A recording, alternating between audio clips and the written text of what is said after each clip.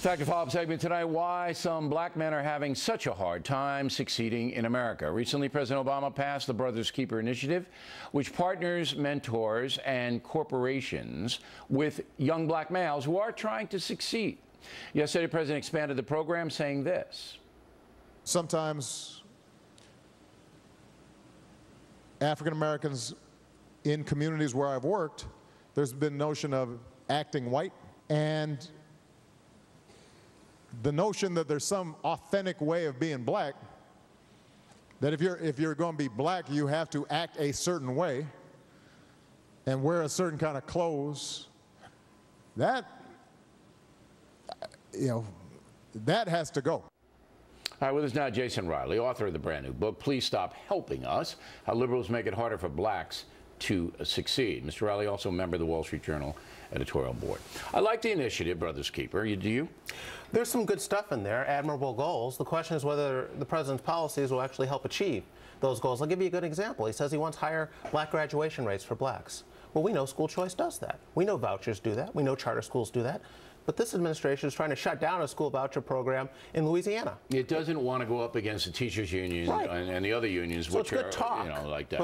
But this program is much narrower. It's basically getting the corporations and mentors, professional people like you and me, all right, to help individuals, black young males, who are trying.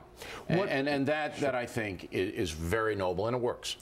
What we just heard the president say in that clip, I wish he talked about that all the time. Yeah, Sometimes I wish that's all he talked about, Bill. But that's what blacks need to hear.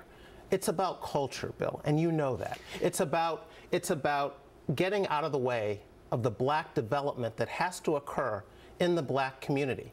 But here's the problem with it, and this is from an outsider. I'm obviously a white guy who's never lived in a black neighborhood, but you have. You have a new study that says in the last 45 years, black men have not, done it. They're going backwards. And it's because of the way we're trying to help. It's because of the approach taken by the Great Society programs. Blacks ultimately must help themselves. They have to develop the same habits and attitudes that other groups had to develop in order to rise in America. But how can you do that if you're a child born into a chaotic home? See, this is the whole thing for me. And this is why I came out against that Beyonce video and the charlatans like Sharpton and these other people who refuse to deal with the cultural aspect. Say, did you have two parents?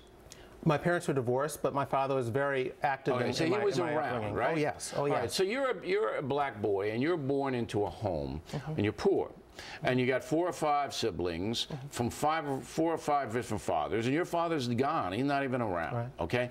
So the message that you're sending, self-reliance, you got to, this and that, it never even gets to the kid. Well, in terms of what the government can do, they can help stop exacerbating that situation. Open-ended welfare policies don't help a group develop a work ethic. They don't help encourage responsible parenting.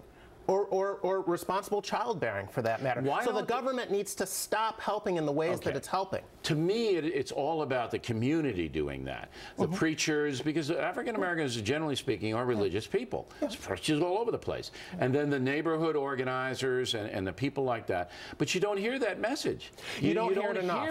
Why don't you hear it? One of the reasons you don't hear it is because the media continues to run to Al Sharpton and Jesse Jackson to speak on behalf of black people. And all they want to talk about is what whites should be doing on behalf of blacks, not what blacks should do on behalf of themselves. And why don't they want to talk about that, though? Because they have a whole separate agenda, which is to keep themselves relevant, which means they want a narrative out there that says everything, all the problems in the black community are a result of white racism, not a result of black behavior.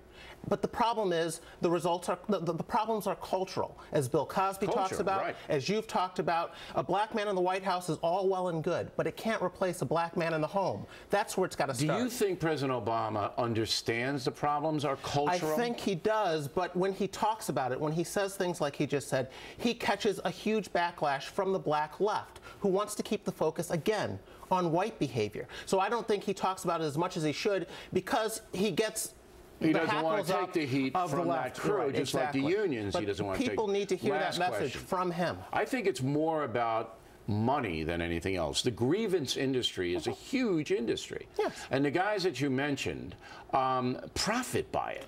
Absolutely. time. Jesse Jackson the other day ran before the microphones after all those shootings in Chicago and said, send me $2 billion, Mr. President. What's Jesse Jackson going to do with $2 billion? Is he going to get black men to pull up their pants, take care of their kids, finish school? No, he's going to use it to line his pockets and the organizations he supports and keep the focus on what whites should be doing for blacks instead of what blacks should be doing for themselves, because that serves Jesse Jackson's interest, which is staying relevant. All right. Jason Riley, check out his new book, Stop Helping Us. Thank you. All right, Jason, thanks for coming in. Plenty more ahead as a fact.